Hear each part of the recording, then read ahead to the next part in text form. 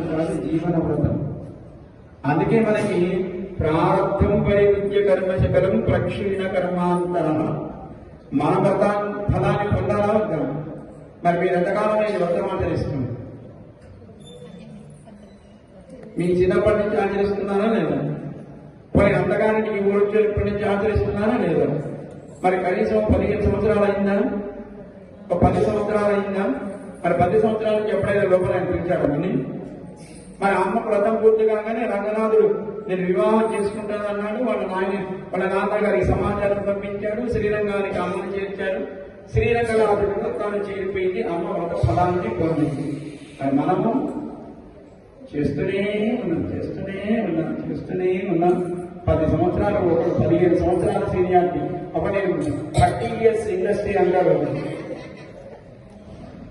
అన్నా కాదు, మనమెప్పుడు ఫలాన్ని పొందుతామంటే ప్రారంభం పరివిద్య కర్మించగలం ప్రక్షీణ కర్మాతని ఈ శరీరము వల్ల మనం పొందిన ప్రారంభం అనే కర్మ పూర్తిగా అనుభవించిన తర్వాత శరీర విడుదల ఏర్పడినప్పుడు భగవంతుడి ఈ వ్రత ఫలముగా ఆయన మోక్షాన్ని ఇస్తాడు.